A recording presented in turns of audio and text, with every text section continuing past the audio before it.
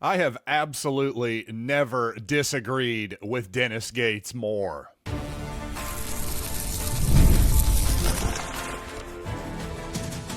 You are Locked On Mizzou, your daily podcast on the Missouri Tigers. Part of the Locked On Podcast Network, your team every day. Hey, all you true sons and daughters, I'm John Miller, your Mizzou mafioso, and the central scrutinizer of Missouri Tigers football and basketball. And I want to talk about, well, the arguments about who should get those last spots in the CFP. And frankly, if you're making that argument, I don't think you're winning the thing, and what all of that has to do with college football in general, plus some more on the potential for Beau, Pribula, and Penn State reuniting at some point. But of course, I got to start with this Missouri basketball game, and also just tell you quickly that today's episode is brought to you by FanDuel. Right now, new customers can bet just $5, and if your bet wins, you'll get $300 in bonus bets to use across the app. So download the FanDuel app today. And you know what? For Missouri last night against Notre Dame, it's not so much that the Tigers lost in South Bend 76-71. It's how Missouri lost. And my question in yesterday's program was just how real is this Missouri basketball team? And, well, real, not so much. I'd say they're a lot closer to what their net rating was coming in the 50s versus what Ken Palm said of about 29 coming in. And for those of you who are everyday listeners of this program, you'll remember back in my recap of the Southeast Missouri game, a game which Missouri was actually losing at halftime. Well, there was a defensive play at the very end of that game that just really broke my brain, is the phrase that I said. It was when, just basically the other team, SEMO, was dribbling out the clock, trying to take the last shot, not really doing much of anything. But Missouri inexplicably sends a double team and leaves a wide open shooter for a three-pointer. Well, fast forward to last night. Notre Dame has the ball. It's a tie game. They're basically running down the clock for the last shot, ostensibly. What does Missouri do? Well, they send Jacob Cruz, who's at the top of the key on the opposite wing, over for a double team. This was the design. This is what Dennis Gates wanted. This was not Jacob Cruz going into business for himself. No, this is the design of the Missouri defense, which is to double team and overhelp and reach and gamble for steals at the expense of everything else defensively, especially positioning and especially guarding any threat off of the ball. To me, that's just terrible defense. And while Dennis Gates says, quote, the last shot is a coach's rotation, I'll live with it any day of the week. I didn't want Burton to have the basketball because he turned the corner and he gave the same type of shot earlier in the game. So at the end of the day, Serta, the guy who made the shot, was beyond three-point range, was beyond NBA range with Phillips contesting it. I thought we did a good job scouting report-wise, making somebody else beat us and beating us from a length away from the basket. Well, again, I got to say, I've never disagreed with anything that Dennis Gates has said more than that. Because, and frankly, with that attitude, it's no wonder that Marcus Burton had 10 assists in the ball game, because it wasn't his scoring that killed us. In fact, Burton was 6 of 15 from the floor in the game. I'll live with just about anyone. This is what I'll live with. This is where I completely disagree with Dennis Gates, just philosophically, defensively. What I'll live with is a player like Marcus Burton, a 6-foot-tall guard, by the way, going up against the length of Missouri, Anthony Robinson, T.O. Barrett, and everybody else. I'll live with him dribbling the shot clock out, taking that last shot, and basically going one-on-one against a Missouri set defense that includes Shawn Phillips in the middle of the lane, by the way, in this scenario. I'm going to live with him going one-on-one late shot clock in that situation. That's just me. And I think the numbers are with me on that one. Versus Dennis Gates was trying to act like that was a well-contested shot. I'm sorry. Relative to where Shawn Phillips was on the court, he made a good effort to contest the shot.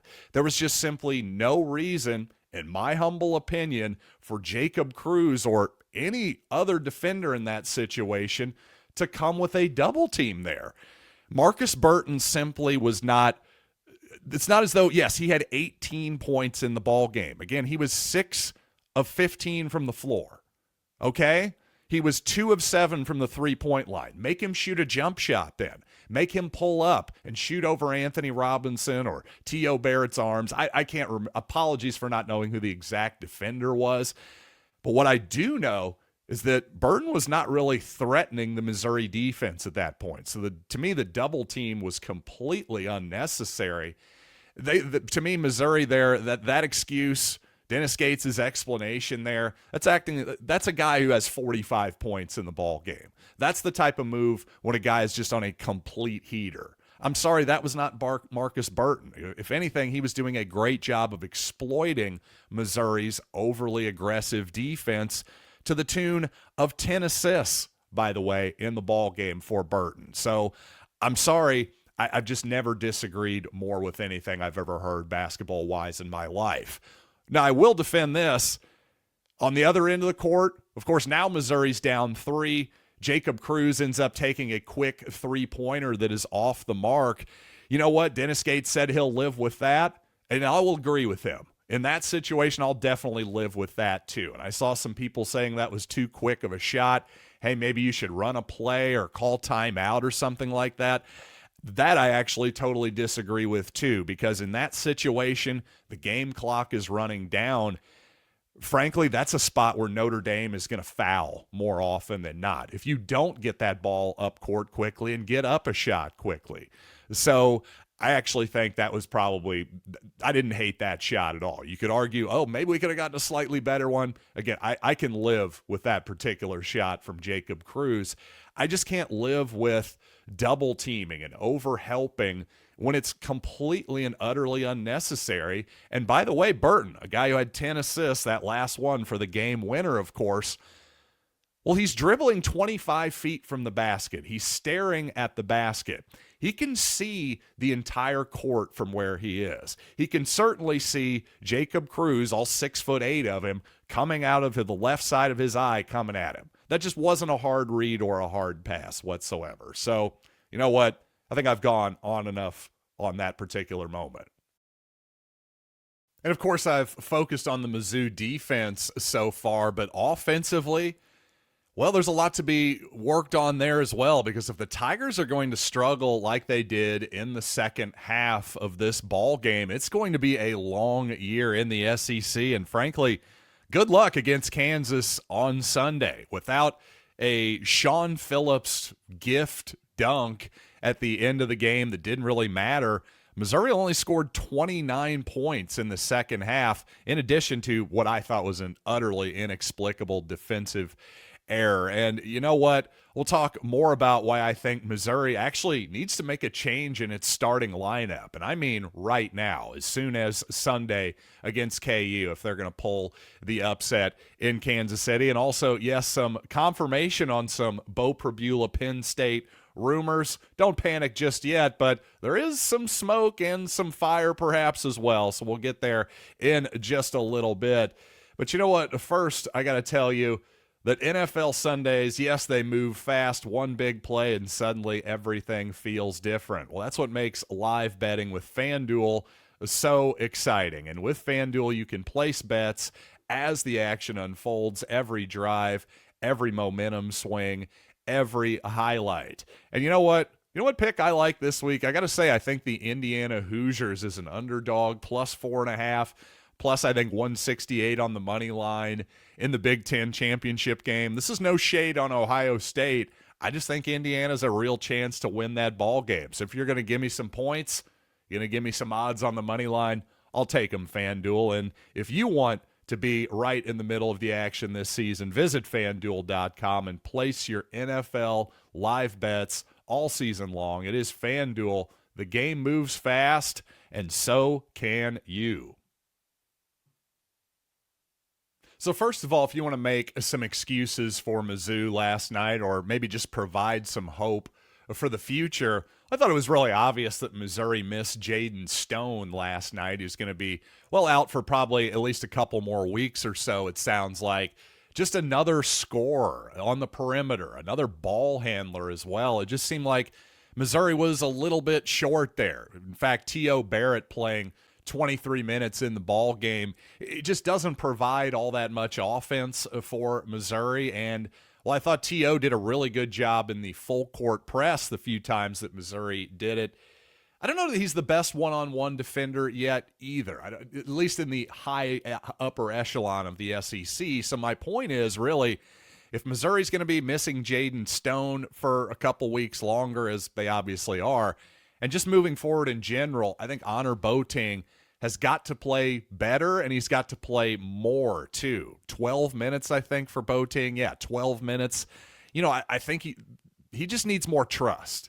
His size, his combination of size and a jump shot, I don't know if he's the greatest jump shooter in the world. We'll have to find out. But I just think that his combination of size, defensive upside, just everything that he brings to the table is something that Missouri really, really needs. Anthony Robinson's got to be better too, quite honestly. 5 turnovers, another foul out, by the way, including, one of those turnovers was a crucial error at the end of the first half. Missouri should have had the final shot. They allowed Notre Dame to not only get the last shot, but make a 3-pointer as well. And when it comes to Anthony Robinson fouling out, I keep saying, man, he's just got to play within himself a little bit more, just a little bit less aggressive. But apparently, based on everything I see from Dennis Gates and his continued defensive principles, this is apparently how Gates wants Anthony Robinson to play. But regardless, he needs to be better offensively than he's been so far this season, because almost all of his numbers are down shooting percentage-wise, and that's against, not the best competition in the world, to say the least. So it's not going to get any easier as we go along here. Hopefully Robinson can find his stride. And speaking of Robinson, obviously he's a part of this Missouri starting 5, and I just think the Missouri starting 5 is really hurting the Tigers right now. If you look at this Notre Dame game,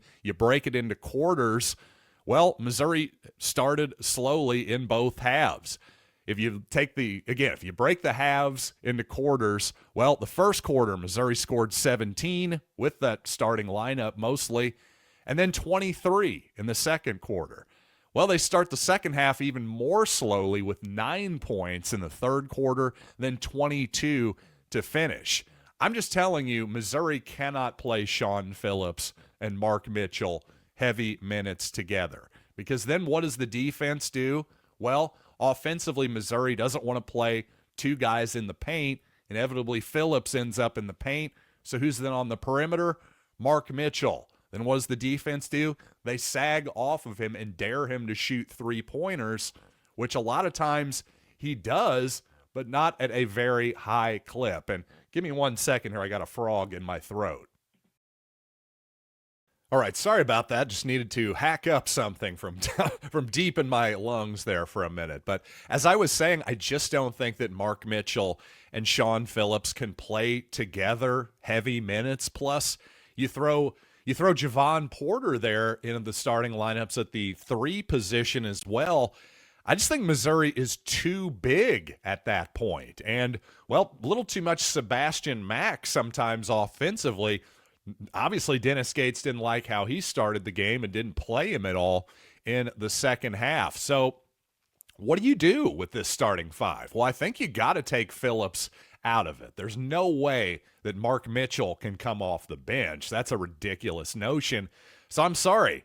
The live wire, as I called him recently, Shawn Phillips, is going to maybe have to eat some humble pie and head to the bench, because I just don't think Missouri can keep rolling this starting 5 out there. It's not even necessarily his fault. That's the point. It's just that him and Mitchell simply do not fit together. And the more I think about it, I actually like Phillips and Northweather together off the bench a lot. Let's play Luke Northweather and Shawn Phillips almost exclusively together, because to me, unlike Mitchell and Phillips, those guys actually complement each other well. Northweather can obviously step outside and hit a three-pointer, unlike Mark Mitchell, and provide the floor spacing that Shawn Phillips needs to do what he does well on the offensive end of the court. And then defensively, obviously, Northweather is not the most fleet-footed guy in the world. Well, when you have Shawn Phillips in there to clean up your mess and everybody else's messes too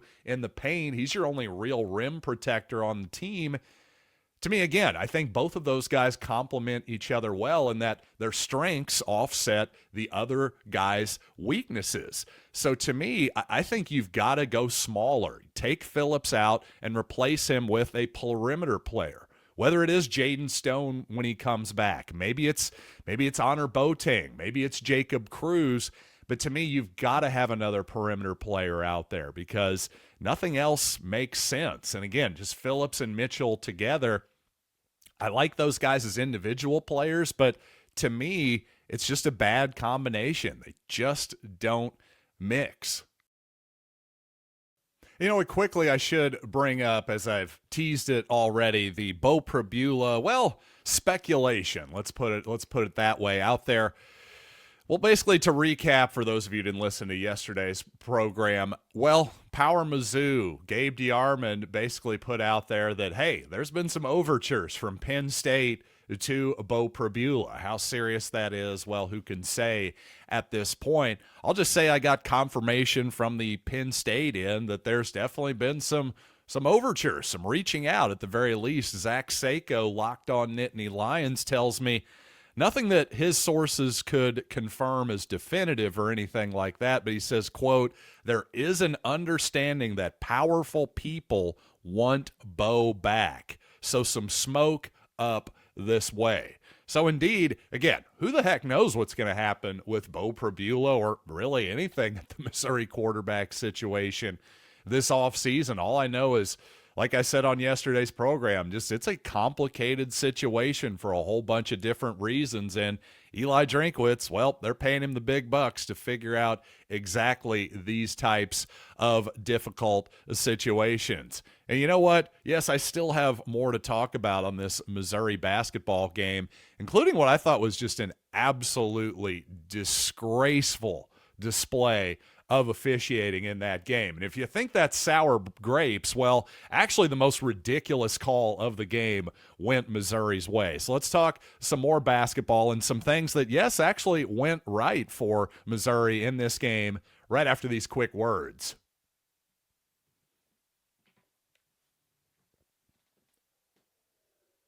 You know, at a certain point, being disappointed by college basketball officiating and college football officiating for that matter, well, that's kind of on me, isn't it? Expecting something to change. What's that the definition of when it happens over and over again? Well, anyway, I just thought the officiating was just horrendous, was disgraceful last night, quite honestly.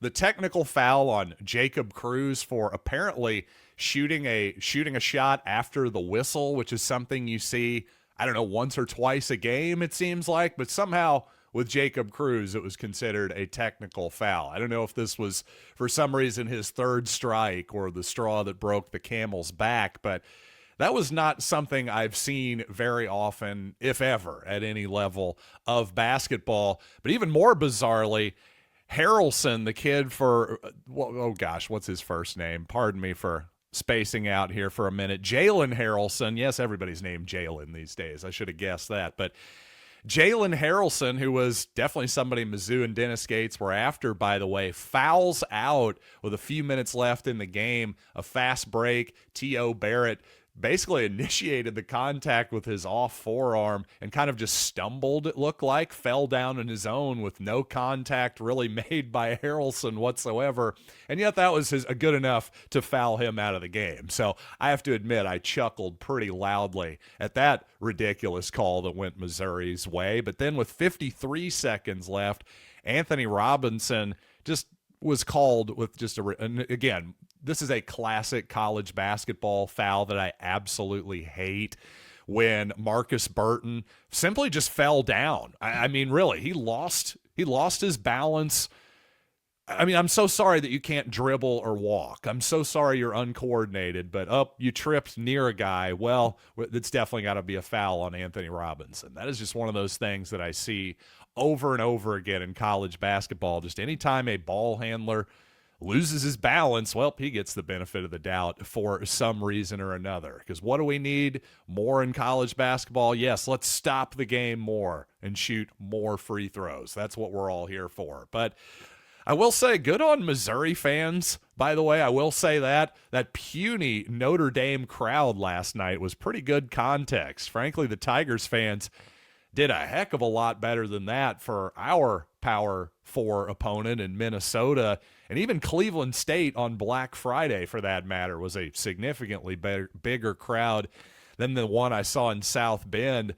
Also, our full court press, something that I suggested that Missouri could try to do that would help out their defense. Well, there was at least 3 possessions when I can remember Anthony Robinson, T.O. Barrett were in the game at the same time. I was saying, hey, I thought T.O. Barrett in particular could be your sort of designated full court press guy. Well, the times that Missouri did it, there was at least a couple times where it was a near 10-second violation by the Irish. But regardless, anytime Missouri is able to waste 8-10 seconds off of the shot clock for the opposition, I mean, those are really, really valuable seconds. And if you want to continue to, if you want to continue to do this run and trap kind of style defense, hey, pick them up full court. Use that depth that you supposedly have. Dennis Gates always wants to play a bunch of guys. I mean, Sebastian Mack, say what you will about the guy. He's got some energy. He only played 7 minutes last night. Give him a shot out there to run around and bother guys like Marcus Burton, the point guard for the Irish. Wear him down by all means. Make his life more difficult. Don't just double team him, when he could see it coming 23 feet from the basket, but make him. Nobody likes to, if you're a point guard, you're any type of lead guard, nobody likes to dribble the ball up against pressure. You'd rather just kind of casually dribble it up and catch your breath a little bit. Don't let him do it. If you're T.O. Barrett, I think he's the perfect kind of guy to do it in particular. But hey, hopefully I've been the perfect guy for a Missouri podcast today. And thanks as always for making this show your first listen today. And for your second listen, why not check out Locked On Blues? We're right in the middle of the NHL season. I love hockey. I really do. Mostly playoff hockey, I got to be honest. I'm a very, very casual fan, but get me to the playoffs, I love it. But if you're a hardcore Blues fan, I promise you're going to love Locked On Blues. And thanks for making the Locked On Podcast Network the #1 sportscasting network out there. And until next time, I am John Miller. This has been Locked On Mizzou.